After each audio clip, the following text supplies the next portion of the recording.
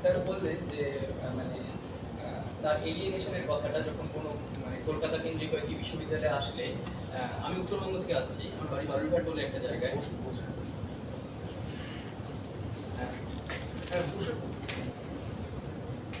প্রথমে উনি ওনার যে ছাত্রের কথা বললেন, এই যে ভায়োলেন্স, যে আমাদের যেটা মানে স্বতঃস্ফূর্তভাবে যে ভাষাটা বেরিয়ে আসছে সেটাকে আমি চেপে অন্য একটা কথা বলছি। এটা কিন্তু উত্তরবঙ্গ থেকে যারা আসছে তারা জানবেন, স্যার ভালো জানবেন, যে আমরা কিন্তু এই গৌরবঙ্গ অঞ্চলের যারা, তারা কিন্তু এভাবে কথা বলি না। আমি এখন যেভাবে কোয়েশ্চেনটাকে ফ্রেম করছি সেভাবে কথা বলি না।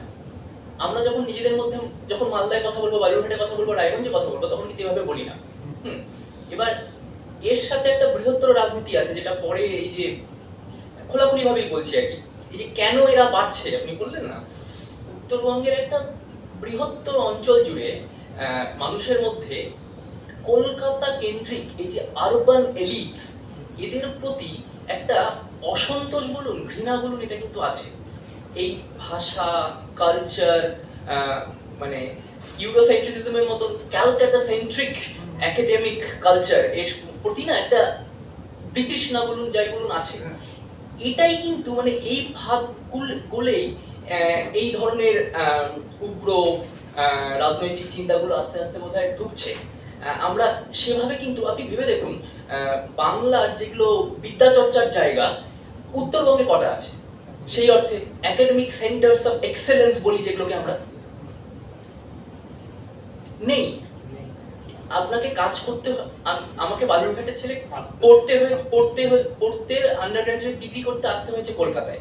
এসেই ওই যে প্রথম এসেই একটি 16 বছরের ছেলে, সেটা 18 বছরের ছেলে, সেটা ভায়োলেন্সের শিকার হচ্ছে। যে আমি যেভাবে বাড়িতে কথা বলেছি এতদিন, সেভাবে বলতে পারছি না, আমাকে এখন করেছি বলতে হচ্ছে। কিন্তু আমরা কিন্তু বাড়িতে এইভাবেই বলেছি চিরকাল। কিন্তু এখন আমি যখন প্রশ্নটা ফ্রেম করছি, আমি কিন্তু খুব মানে কনসিয়াসলি, মানে এটা কি ট্রান্সলেশন বলবো, ডাবল কনসিয়াসনেস, হ্যাঁ কনসিয়াসনেস, আমাকে কনসিয়াসলি মানে I have to translate it continuously. এবং এটাও তো এক ধরনের ভায়োলেন্স। এবং এইগুলো দিয়েই কি আস্তে আস্তে this fundamentalist elements are sleeping in, এগুলো নিয়ে বোধহয় চর্চার সময় এসছে। একটু বলি, সেটা হচ্ছে যে 1 নম্বর উনি বললেন, যেটা আমি তার সাথে অনেকখানি এগ্রি করছি, কিন্তু আমার একটা জিনিস বলার আছে, সেটা হচ্ছে যে ক্ষেত্রে বিতৃষ্ণা আছে, তার উল্টো দিকে কি একটা যে বাংলার মানে কলকাতার বাঙালিদের মতো করে কথা বলবো, সেই যে তার এস্থেটিক্স, তারও কি চার্মও নেই? একটা চার্মটা কিন্তু আমার মনে হয় অনেক বেশি important for that purpose, because that incurs a sort of self censorship, if I can say that. So সেটাইও বলতে চাইছি যে ধরো কথা হলো যেটা আছে, এরকম ভাবে ইংরেজি বললে লোকে তারা আমাকে বুঝতে পারবে। হ্যাঁ, কিন্তু বিতৃষ্ণার সাথে এইটাও ব্যাপারটা, যে চার্মটাও আসছে আর কি। কোনটা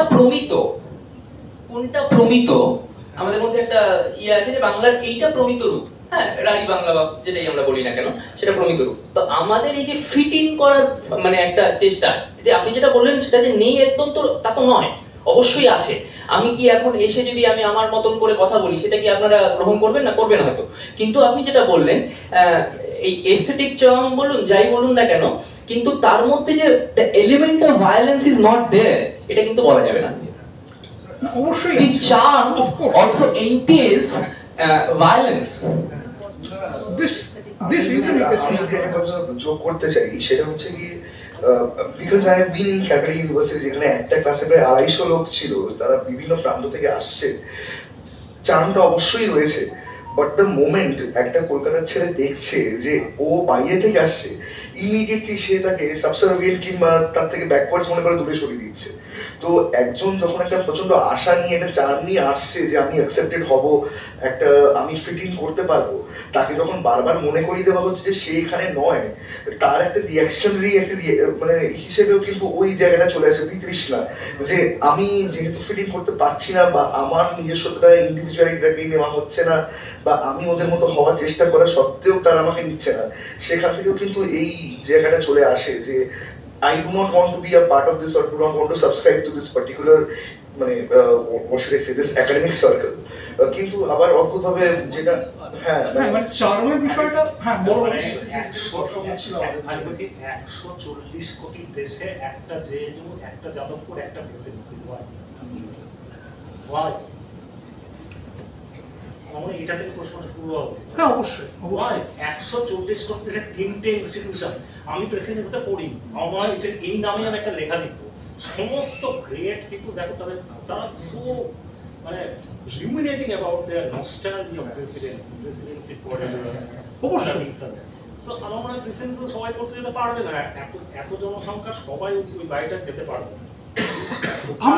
এত এবং সেটার সাথে নবজাগরণ কারণ আছে, নবজাগরণের সাথে কানেকশন আছে হিস্টোরিক্যালি অন্যান্য কারণ, কিন্তু ওটা কি শুধুমাত্র এবং এই যে পাশের যে বাড়িগুলো দেখেছো কিনা জানি না, পাশে আমাদের প্রেসিডেন্সির নতুন যে ক্যাম্পাস তুমি আজকে যাওয়ার সময় দেখো বিরাট বড়। তুমি যদি সারাদিনের গেটের সামনে দেখো যে এত বড় আয়টা দেবে না, যে কোনো একটা বিদেশি ক্যাম্পাসের প্রায় সমর্থন করতে পারে, এত সুন্দরভাবে maintain. I can understand the glory of that past glory of Bengal Renaissance being maintained in this way, fine. কিন্তু এর in terms of output যদি ভাবি আমরা, যেখানে সারাদিনে কটা ছেলে মেয়ে আসে তার জন্য এইরকম একটা বিরাট আয়োজন, whereas in my মানে quote unquote provincial university I don't have a particular table and a chair for a teacher. এই মিসম্যাচটা তো হতে পারে না, এই প্রবলেমটা এখান থেকে আসছে। আমি কেন জিনিসটা বললাম, আমি একটা জিনিস শুধু বলি, মানে আমি ওর কথা শুনে জাস্ট করুন যেটা মনে হলো। আমি নরেন্দ্রপুরে পড়তাম একটা সময় 2017-18 ওই সময়টা আমাদের অপশনাল ইলেক্টিভে পলিটিক্যাল সায়েন্স ছিল। অচিন্তন ভট্টাচার্য পড়াতেন ক্লাসের মধ্যে, এবং সব থেকে বড় ক্লাস ছিল ওটাই, 70 জনের একটা ব্যাচ থাকতো। একটা 70 জনের ব্যাচটার মধ্যে যারা একটু সোকল্ড ব্যাকওয়ার্ড, সোকল্ড যারা সাঁওতালি, যাদের কিনা বাংলাটাও যাদের ফার্স্ট ল্যাঙ্গুয়েজ নয়, তারা শুরুর দিকে তারা সেকেন্ড বেঞ্চে তারা বসা শুরু করে।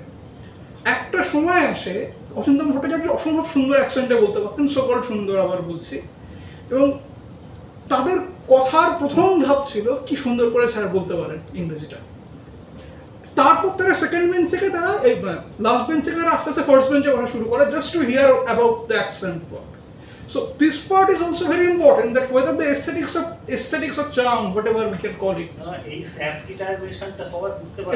আমার বাড়িতে সোফা দরকার, ওদের বাড়িতে একটা সোফা বসে জিজ্ঞেস করে ঠান্ডা না গরম কি করবো, সেটা না। ইস্যুটা হচ্ছে যে ধরো সেটার জন্য যদি তার মনে এরকম একটা তৈরি হয় যে আমি এখানে অ্যাকসেপ্টেড না, আনলেস আই হ্যাভ ইট, ওটা আমার ভিসা নেই, আমাকে মতো ঢুকতে দাও, ব্যাপারটা একটু। আমার একটা জিনিস এখানে যোগ করার আছে, সেটা হচ্ছে আমার মনে হয় না সমস্যাটা ঠিক ওই মানে রিজেকশন ঠিক হচ্ছে না কোথাওই, ব্যাপারটা এটা হচ্ছে সেটা হচ্ছে একটা আদারাইজেশন, এবং যে জন্য গোটা সমস্যাটাকে সামনে আনা বা এটা নিয়ে কথা বলা আরো বেশি মানে অসুবিধাজনক। কারণ এরকম না, ওই যে উদাহরণটা আগে এলো যে এই শহুরে বাংলার বাইরে একটা অন্য কোনো অ্যাকসেন্টে বা কোনো একটা অন্যরকম কোনো বাংলা ভাষায় যদি কেউ কথা বলে, এরকম না যে তার কথাটা শোনাই হবে না বা তাকে বাদ দিয়ে দেওয়া হবে, কিন্তু এরকম যে তার গুরুত্বটা একটা কলকাতা বাংলায় যে গুছিয়ে ফ্রেম করবে তার থেকে অটোমেটিক্যালি এটা আমাদের মজ্জাগতভাবেই কোথাও গিয়ে আমরা কমিয়ে দেব।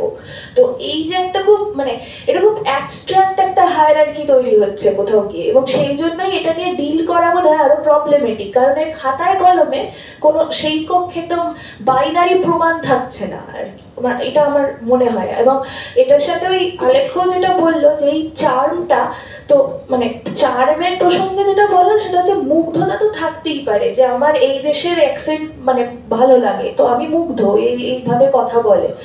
এবং মানে আমি যেরকম পার্সোনালি এরকম জায়গায় প্রচুরবার মুগ্ধ হয়েছি যে যখন কোনো বাইরে থেকে কোনো একজন বিশিষ্ট কেউ বলতে এসছেন কোনো সেমিনারে, যাকে আমি ধরেই নিয়েছি ইংলিশে বলবে, এবং মানে এবং তিনি সাদা চামড়ার মানুষ নিজে, এবং তিনি বিদেশের প্রফেসর ইত্যাদি, এবং তিনি এসে সাদা মানে বাংলায় ঝরঝর করে বলেছেন, তো সেটাতেও আমি মুগ্ধ হয়েছি। তো আমার মনে হয় ব্যাপারটা মানে মুগ্ধতার সাথে মুগ্ধতার জায়গাতেই থাকে, কিন্তু সেটা যখন ওই ক্যানোনাইজড হয়ে যায় যে ওইটাই, এবং সেই দায়টা বোধহয় ওই যে মুগ্ধ করছে বা যার চার্ম তার বেশি খানিক হলেও, কারণ সে ওই আদারাইজটা করে আলটিমেটলি গিয়ে। তো আমার মনে হয় সমস্যাটা ওইখানে আর কি। একটা কথা জাস্ট একটু অ্যাড করবো আর কি, এই যে উনি বললেন না যে এটা বোধহয় রিজেকশন নয়, আদারাইজেশন, এটাও বোধহয় এক ধরনের ভায়োলেন্সই।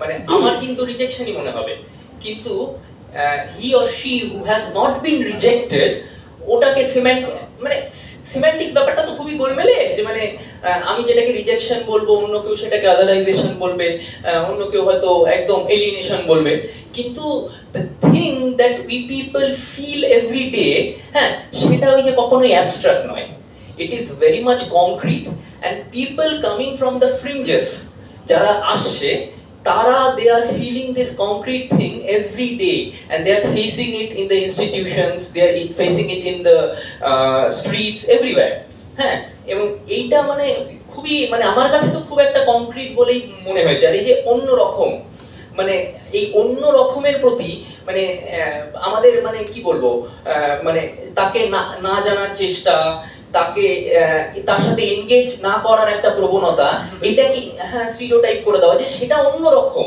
মানে কলকাতার বাইরে, কলকাতা, উত্তর 24 পরগনা, দক্ষিণ 24 পরগনা, হাওড়া, হুগলি, বর্ধমান, এর বাইরে তো বাংলা নেই। আমাদের রাজ্যে রাজনৈতিক প্রধান এই অঞ্চলের বাইরে হয়েছে কখনো কি? মানে খুব রেয়ার, আপনি 2-4টি উদাহরণ দেখাতে পারবেন। এই যে পলিটিক্যাল রিপ্রেজেন্টেশনেরও একটা মানে প্রশ্ন চলে আসছে এখন, কিন্তু এই জিনিসগুলো কিন্তু মানে খুব কংক্রিট আমাদের কাছে যারা এই জায়গাগুলো থেকে আসছি, কিন্তু মানে এগুলো নিয়ে এনগেজ করার মানে চেষ্টা বোধহয় খুবই কম হয়েছে বা হচ্ছেও। স্যার আপনারা মানে ব্যাপারটা বলতে পারবেন? এখানে আমি একটু বলি যে রিজেকশনের ব্যাপারটা বা যাদের ভাষাটা ঠিকঠাক আসে না, সেই ব্যাপারটা একটা ঘটনা। কোনো একটা ইন্টারভিউ হচ্ছে, সেখানে এসটি হিসেবে একটা সিট আছে, একটা বা দুটো সিট আছে, সেখানে একজন যে মাস্টার ডিগ্রি করেছে, হয়তো নেট সেট পাস করেছে বা বিএড করেছে, সে এলিজিবল সেই পরীক্ষার জন্য, বা সেই মানে সেই চাকরির যে সিটটা আছে সেখানে সে এলিজেবল, কিন্তু সেখানে লেখা হচ্ছে যে নট ফর সুইটেবল ক্যান্ডিডেট, এইভাবে তাকে রিজেক্ট করে দেওয়া হচ্ছে। এভাবেও হয়েছে, এগুলো হয়, তো এগুলো একটা ফ্যাক্ট। খোলাখুলি বলছে, সে বলছে হ্যাঁ বলো, মানে যারা বসে আছে নাকি, I was one of them. তো এবার পেইনটা হচ্ছে এটা, তাকে বলছে হ্যাঁ বলো তুমি, so what would you like to present on, খুবই খুবই মানে টিকেট মেরে একেবারে দারুণ সেই হাইয়ের উচ্চারণে জিজ্ঞেস করা হচ্ছে। এবার ও বলছে যে I would like to present on ode to nightingale. এবার এই নাইটিঙ্গেলটা যেভাবে বললো, যিনি বসেন তিনি এমন, what is that, come on it, can you come on it once again, এই যে জিজ্ঞেস করা হচ্ছে আর একবার দিতে হবে, এই যে টর্চারটা। এবার ও তো বুঝতে পারছে না যে কী হচ্ছে, যে বলছে যে ওকে তো কলেজ কেউ শেখায়নি, ওকে স্কুলেও কেউ শেখায়নি, ও যেখান থেকে উঠেছে সেভাবে এক্সপোজারটা পায়নি। ও যখন ওইভাবে উচ্চারণটা করছে, ওটা প্রথমেই শেষ করে দেওয়া হচ্ছে ওই হাসি, চাপা হাসি, এবং একটা তারপরে যেটা শ্রীমতী বললো না না এ তো কিছু পারবে, এবং যেটা ও বললো দিয়ে দাও নাম্বার, একটা দিয়ে দাও জলে, আমি এখন ভার্বাটিং করবি, জলে জঙ্গলে অনেক কাছে পেয়ে যাবে। এই যে ধরো মেটাফরিক করতে জলে, যেটা বলছে না যে জলে জঙ্গল, মানে বিয়ন্ড দ্যাট রেডিয়াস জলে জঙ্গল, ভয়ানক। মানে এইটা ভাঙাটা খুব ধারণাটা আমরা কিন্তু পুরোটাই ওই যে রিসিভ প্রোনাউন্সিয়েশন বলে যেটাকে বলে, হ্যাঁ, এটা কিন্তু সরাসরি ভাবে তার বাংলার কথা, তুমি বানানের কথা বলে না, যেটা সারা বলে যে বললাম যে নাইটিঙ্গেল, এবার ওই ছেলেটি জানে না ও নাইটিঙ্গেল, আমরা তো কেউ দেখিনি নাইটিঙ্গেল, হ্যাঁ, দরকারও নেই আমার, আমি যদি নাইটিঙ্গেল না জানি তাতেও আমি কবি হতে পারি, হ্যাঁ, নাইটিঙ্গেল জীবনে না দেখি। এবার ধরো ও হয়তো সত্যিকারের মধ্যে কবিত্ব শক্তি আছে, ও তো সত্যিই খুব ভালো মানুষ, কিন্তু ওর অপরাধ হচ্ছে নাইটিঙ্গেলটা উচ্চারণ করতে জানে না, তার জন্য তুমি কি করে পড়াবে বাবা এই বিষয়। এই যে বানানের প্রশ্নটা তুমি এলো না, এইখানে প্রবলেমটা আসছে কি, এটার উত্তরটা কি? এটার উত্তর দিতে গেলে we have to go to the level playing field, all get that same exposure where they are taught how to pronounce it in a proper way, then you can say যে এ জানে না ও জানে, otherwise না। তাছাড়া গবেষণার ক্ষেত্রে না আমার মনে হয় এই বিষয়ে কাজও করা উচিত।